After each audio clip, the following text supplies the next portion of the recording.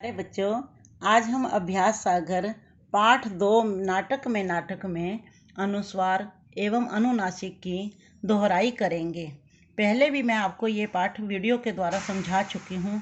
आज हम इसको थोड़ा थोड़ा दोबारा से समझेंगे। अनुस्वार एक नासिकीय ध्वनि होती है। जिन वर्णों को बोलते समय ध्वनि नाक में से निकलती है तो वहाँ पर अनुस्वार का प्रयोग किया जाता है।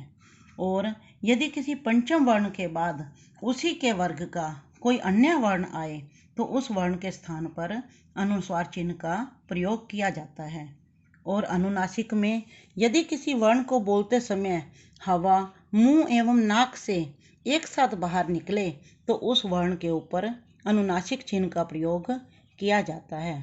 आपने ये शब्द वाक्य और शब्द पढ़ने हैं और जिन शब्दों के ऊपर अनुस्वार का चिन्ह लगना है वहाँ पर अनुस्वार का लगाना है और जहाँ पर अनुनासिक का चिन्ह लगना है उसके ऊपर अनुनासिक का चिन्ह लगाना है। अब प्रश्न नंबर 5 देखिए।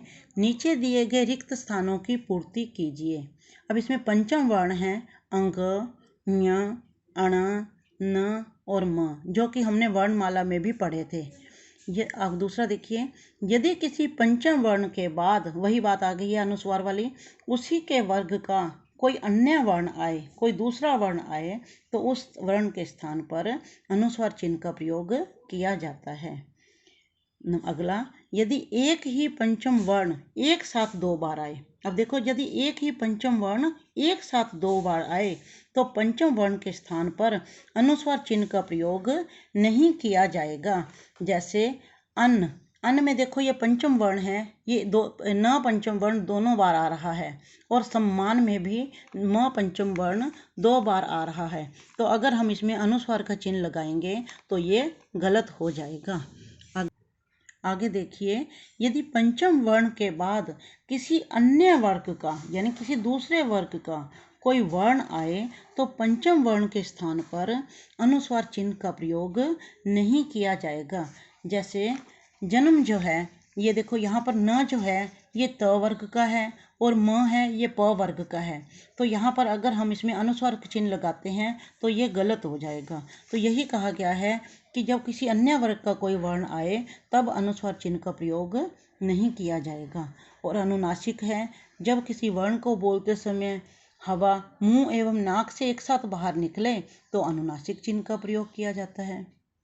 आगे देखिए, यदि किसी वर्ण को बोलते समय हवा मुंह एवं नाक से एक साथ बाहर निकले तो उस वर्ण को और उस वर्ण की शिरोरेखा के ऊपर कोई मात्रा हो तो वहाँ पर अनुस्वार चिन्ह का प्रयोग किया जाता है।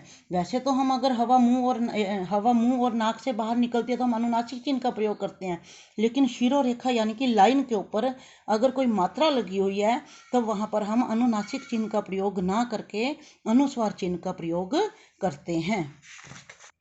आगे यहाँ पर इन शब्दों के ऊपर अनुस्वार चिन्ह का प्रयोग करते हुए इन शब्दों को आपने दोबारा लिखना है।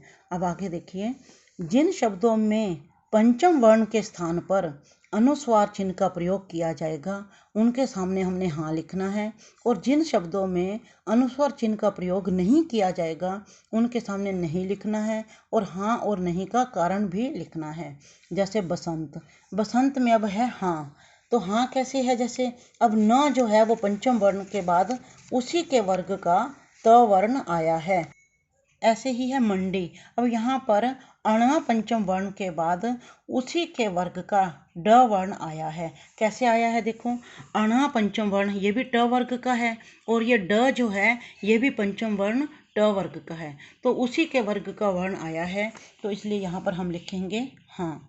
अब अन्न में हम क्या अनुस्वार चिन्ह का प्रयोग नहीं करेंगे। क्यों नहीं करेंगे, मैंने पीछे भी आपको बताया था, क्योंकि वही पंचम वर्ण दोबारा आया है, इसलिए हम अनुस्वार चिन्ह का प्रयोग नहीं करेंगे।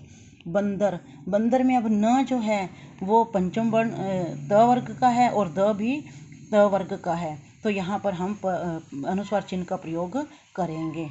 आगे है जन्म, यहाँ पर नहीं करेंगे क्योंकि न जो है वो पंचम वर्ण के बाद अन्य वर्ग, ये म जो है वो अन्य वर्ग का है और न अन्य वर्ग का है, न त वर्ग का है और म प वर्ग का है, तो इसलिए यहाँ पर अनुस्वार चिन्ह का प्रयोग नहीं होगा। संबोधन। संबोधन में जो म है वो पंचम वर्ण के बाद उसी के वर्ग का ब वर्ण आया है, इसलिए यहाँ पर अनुस्वार चिन्ह का प्रयोग होगा। आगे देखिए, सम्मान में वही पंचम वर्ण म दोबारा आया है, इसलिए यहाँ पर अनुस्वार चिन्ह का प्रयोग नहीं होगा।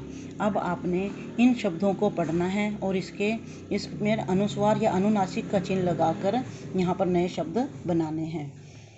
आगे इस प्रश्न में आपने इन शब्दों के अर्थ देखने हैं, जैसे गदा, हनुमान जी की गदा, भीम जी की गदा होती है। गंदा होता है डर्टी, जैसे हमारा घर बहुत गंदा है। बाधा विघन होता है, बांधा होता है रस्सी से बांधना। गोद अंक में लेना, गोद में उठाना। और गोंद किसी चीज़ को चिपकाना। तो इनके आपने यहाँ पर वाक्य बनाने हैं और यहाँ पर है, हैं और हो का प्रयोग करते हुए आपने वाक्य पूरे करने हैं। यहाँ पर आपने एक वचन के बहुवचन रूप बनाने हैं और जब कारक की विभक्ति चिन्ह लगी होती है, यहाँ पर ये देखना है कि कारक की अगर विभक्ति चिन्ह लगी हुई है, जैसे पक्षी ने, मित्र से, चित्र की, यहाँ पर कारक की विभक्ति चिन्ह का प्रयोग है, तो जो मात्रा है वो ओ की मात्रा। जैसे चित्र है तो वो चित्रों हो जाएगा, पक्षी है तो पक्षियों हो जाएगा, मित्र है तो मित्रों हो जाएगा, ओ की मात्रा लग जाएगी। अब 12वें प्रश्न में आपने यहाँ पर मुहावरे दिए गए हैं, उनके अर्थ छांटकर वाक्य में प्रयोग करने हैं और इसी तरह से यहाँ पर आपने ये पत्र याद करना है। धन्यवाद।